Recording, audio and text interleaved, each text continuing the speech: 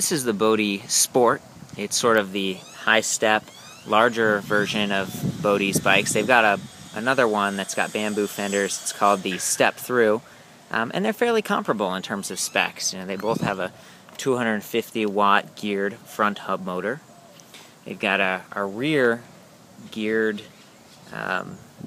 Basically, it replaces your chain rings, and it's sort of a continuously variable transmission that allows you to smoothly shift between the force required to pedal. And it's powered by a mid-frame lithium-ion battery, and it's 24 volt. So, you know, generally speaking, this bike isn't super duper powerful. You've got kind of a weaker front hub motor and a weaker battery, 9 amp hours. But, you know, that said, they do balance really nicely. So you've got a little bit of weight up front, a little bit of weight in the back, and then this mid-frame battery pack that all of its weight's, you know, evenly distributed, but also low to the ground. And I found that it rides really well. Got a nice kickstand there.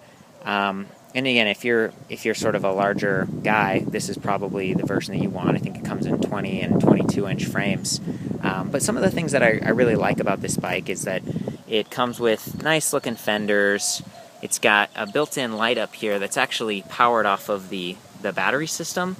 The rear battery is not, or I'm sorry, the rear light is not powered off of the battery, but it still works pretty well. You just click it on like that, and that only comes with the Sport model right now, but that's pretty handy, you know, if you're going to be riding at night. And the way that the controls are all set up, they actually use one of my favorite controller systems. Basically, we got the key in and we turned it so the bike is activated. Now we hold the sort of the mode button in the middle, and it turns on. So if you're in one here, you twist the throttle, or actually I guess in this case it's got a thumb throttle. If we push that down, the bike would take off.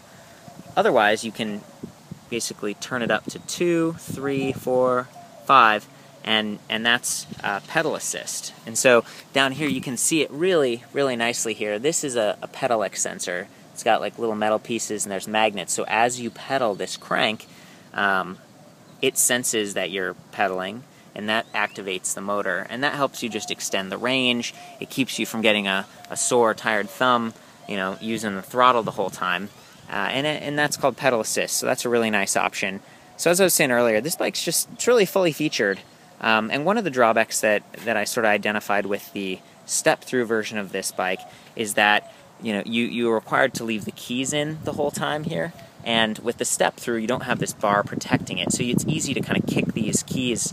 But that's not really the case on the Sport model. As you can see, the key is protected by that top tube. Now, I guess I'd prefer to just turn the key on and then pull it out, but, you know, for whatever reason, you kind of have to leave it in.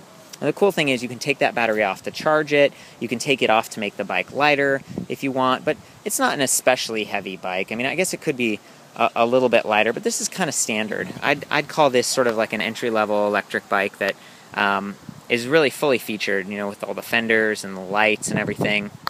Pedal assist, throttle mode. You've got the new Vinci there, and that's really another really big benefit of this bike. Like as you're riding, you can change the gears, and there isn't like a number of gears. Again, it's continuously variable. You just see this little graphic of this guy, like, if you're going up a hill, you make it look like he's going up a hill. And basically that means it's going to be easier to pedal. And if you're on flats and you want to go faster, you turn it to the flats. So it's just meant to be, I guess, kind of fun. But one of the big benefits is you'll notice that I'm not even pedaling the bike, and I can switch gears. You don't hear anything happening down here. You can see the wire going back and forth. Basically, you can switch gears on this thing from standstill, like at a stop sign or a stoplight, and that's really convenient. Because, you know, if you're pedaling really fast and you had to stop for a light, now you can switch it back to make it easier to start. So I'm a big fan of that. And generally speaking, I just feel like, you know, this bike works pretty well. It's put together nicely. I feel like it's a little bit expensive.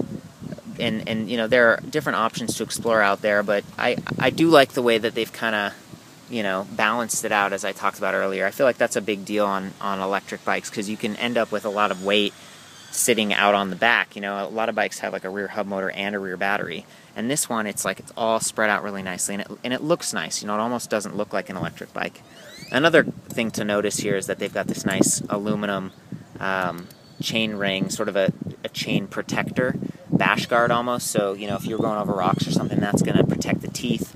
And since there aren't really any gears to change, you'll notice that the chain is really tight, so that's never going to hit your chain stay here and chip it or anything, and you know, you're not going to end up with as much action happening there. Now, there is no chain guard like to protect your pants, but you know, without any gears to change, this chain's not going to be as greasy, and so I don't know if it's quite as necessary. So for those of you who already have this bike or are thinking about it, it actually has a backlit screen here, so I'm going to go ahead and hold the top and middle buttons here, and when I do that, there we go, you can see it turned on the light, on the backlighting, and then it's also turned on the front light. So that's kind of how you do that. You'll also notice that it has just a really entry-level shock here. There's no adjustments or anything, but that does smooth it out quite a bit, and I'm a big fan of that, having that feature. The tires are kind of mid-size. They absorb enough bumps as you're riding around. You know, it works out pretty well, and the wires are all integrated into the down tube, which is nice. So I'm just going to give you another shot. It's a good-looking bike. So let's go ahead and hop on, and I'll show you how it works. There we go. Now, I'm in pedal assist mode 5 here. I'm going to take it down to like 3. And I'm going to put my little guy like he's climbing a hill. That means it'll be easy to pedal. And as soon as I start, it's going to go for a minute. There we go. There we go. And now it's kicking in.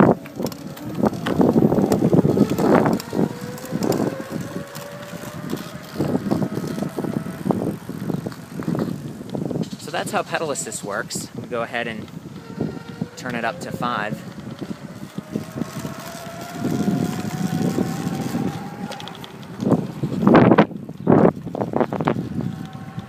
So, you know, very smooth.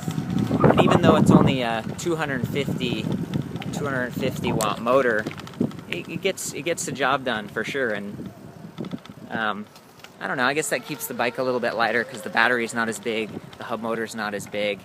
But again, you know, the price and everything, I guess you'd want to think about it if you're a bigger rider or you're going up a lot of hills. This isn't going to offer quite as much power to you. And the other mode is throttle mode, so I'm going to show that real quick. Going down to 1, and now I'm going to activate the thumb throttle. And we're off.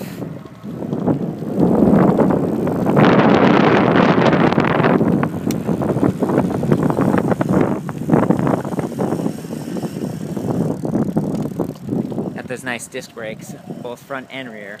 Woo! So that's really it. It's the Bodhi Sport. For more pictures, the full written review, check out ElectricBikeReview.com. See you there.